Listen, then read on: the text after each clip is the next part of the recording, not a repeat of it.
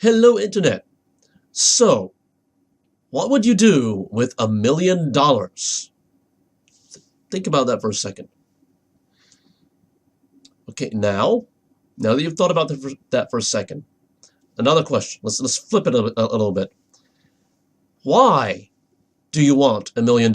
Assuming you do, but if you do, why do you want $1 million?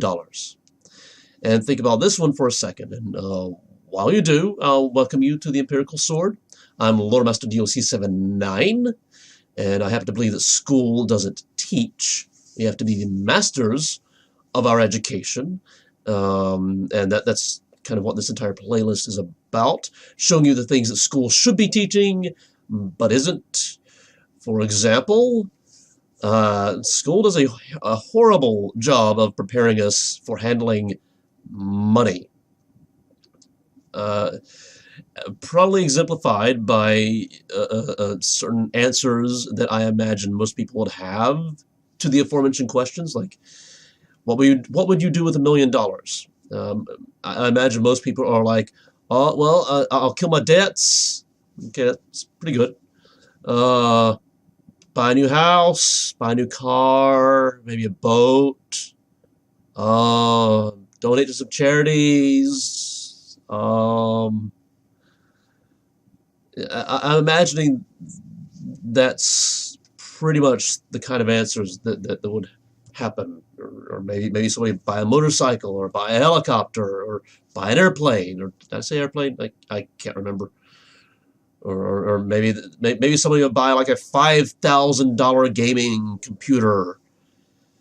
But you know, aside from all this superficial stuff, let's move on to the second question. You know, the why would you want $1 million?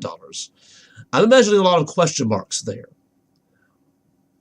or answers like, well, who wouldn't? Well, but here's the thing. Let's get to the school system. It's actually not even the school system. It's pretty much everybody, or I mean, not everybody, but most of the people that influence our lives. They tell us, okay, you got to get a good education, then you can go get a good job, whatever that is, then you just make money and you support your family. That's life. Okay.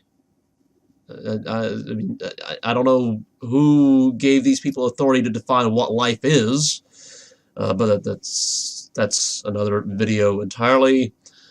The point is, people do live that way, and okay, that's fine. But we spend so much time hearing you got to make money, you got to make money, you got to make money, that we get these very almost twisted views of what money is. But yeah, we spend so much time hearing that you got to make money, you got to make money, you got to make money. It's almost like we turn that into a goal in life, that we have to make money. And the thing, yes, you do have to make money. You do have to have income. If you want to live in a place, you're either paying rent, or you're paying property tax on it, and the homeowner's insurance, possibly both. Well, that's three. So all three, and sometimes you still have a mortgage because you haven't complete. Although actually, if you don't own it, that's complicated, and the laws are different in different places. But you know, you have to pay for that. If you want a car, you need to keep it in gas, which costs money. You need to be paying car insurance, which costs money. If you want to eat, you need to be buying food, which costs money. If you want to have electricity in your house, you need to be paying for it. That's money. And so, I mean, your bills and bills and bills, they all cost money. So you do need income. It is a necessity. But we start getting this overly competitive kind of view of what money is. Like it's a high score in a video game, and we have to have the high score. So okay, spend as little as possible, make as much as possible, and that's how you get the high score.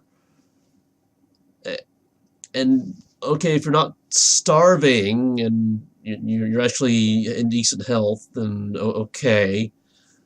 But in a way, this is kind of a wrong way of looking at it. And, okay, let's look at the other extreme. Let's look at people who win the lottery. Usually, I don't have any statistics on this, but it's more often than not. More often than not, when people win the lottery, they are right back where they started within a year. And there's a reason for that. They have millions of dollars. Okay, I'm going to kill my debts. I'm going to fix up the house. I'm going to get a new car. Now what? And a specific cognitive bias kind of kicks in. Kind of the grass is greener on the other side sort of thing. Okay, so I have this really good car, but I saw this guy on YouTube, and he has this Corvette, and he was like so happy. I want a Corvette now. Well, I have money. I can just buy a Corvette. Okay, yeah, I have a Corvette. I like it. Oh, but now I saw this other guy on YouTube. He has a Ferrari. He was really happy. I want a Ferrari now. Oh, I still have money? I'm going to buy a Ferrari. Okay, I have a Ferrari now. I love it. It's amazing. Oh, but I just saw this video of this guy who has a Lamborghini. He looks so happy. I want a Lamborghini now. Or I want a beach house now. Or I want a cottage in the mountains. I want my own private jet now. I'm out of money. That's what happens. And it's like we don't know how to control this, or we control it too much. And here's the thing. Here's the big lesson right here. Money is not a goal. It is a tool to help you reach your goals. This person who bought the Corvette and then the Ferrari and the Lamborghini and the beach house and then all that and just ran out of money, they didn't have a plan. They had no goals. So what do you do with money if you have no goals? Just play with it, I guess, right? And that's how you lose it. No goals means you don't keep what you got. And of course, if your only goal is to get more and more money and spend none of it, then okay, you're gonna get a lot of money, but you're not really going to enjoy it. And this is one of those things that separates the wealthy people from the not so wealthy people. They understand, and I know you've heard this before. It takes money to make money. If you're not spending money, you're probably not making money. And although, again, the person with the Corvette and then the Ferrari and the beach house and all that, they're spending a lot of money, but with no goals. The other person has one goal: get as much money as possible, spend none.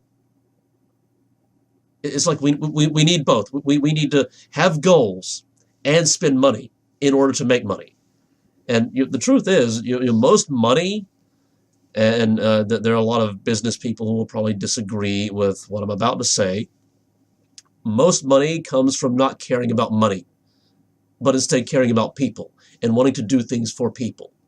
Now, it does cost money to do that.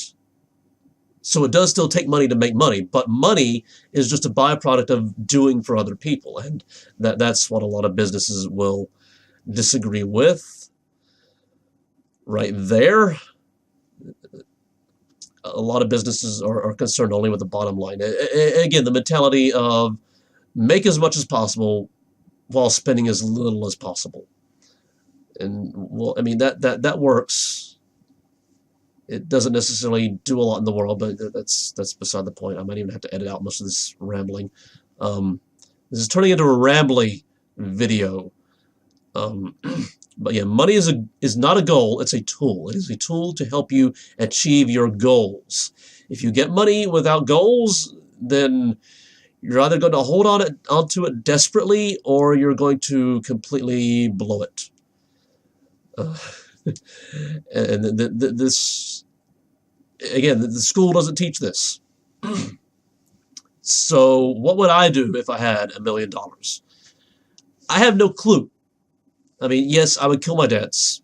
That's pretty much a given. I'd probably either fix up the house, or I don't know, maybe $1 million, maybe build a small house down the street.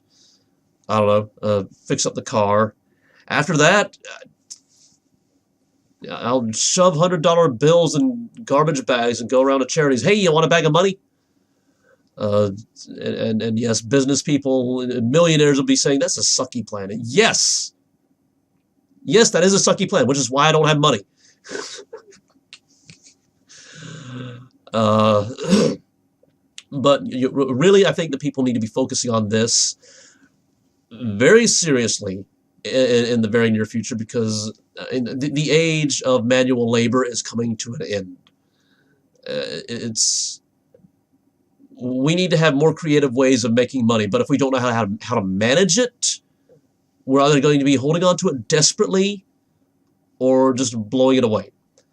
I've already stated in a previous video that I predict that within about 50 years, maybe less, Amazon is going to be getting into the fast food business.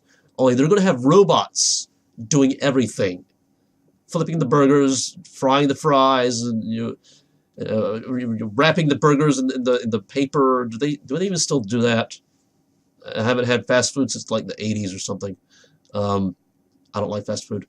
But the point is, in the future, it's going to be more cost-effective for organizations to employ machines to do manual labor than humans.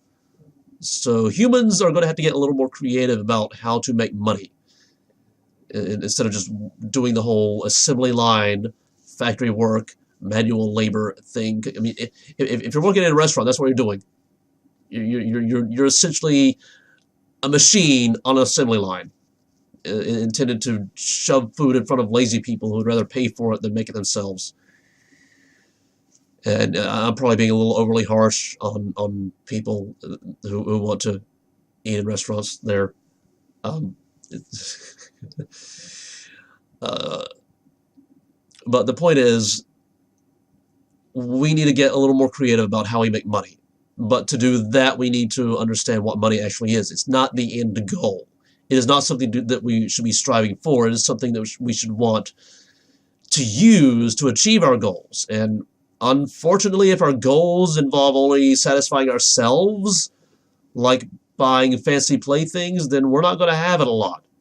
So yeah, I understand. A lot of this is very forward-thinking, because, I mean, right now we're not at the stage of having machines working in every single restaurant in the world, but it will happen eventually. And I really think this message needs to get out so that people can begin preparing. And of course, that's what the entire mission of my channel is, trying to get this in front of people, primarily gamers, because I happen to believe that a lot of people let down by the education system seek refuge in entertainment, possibly overindulging in entertainment. And, well, gaming is... Gaming has been with me for my entire... Well, not my entire life, but the parts of it I can remember. That actually makes it sound like I have brain damage.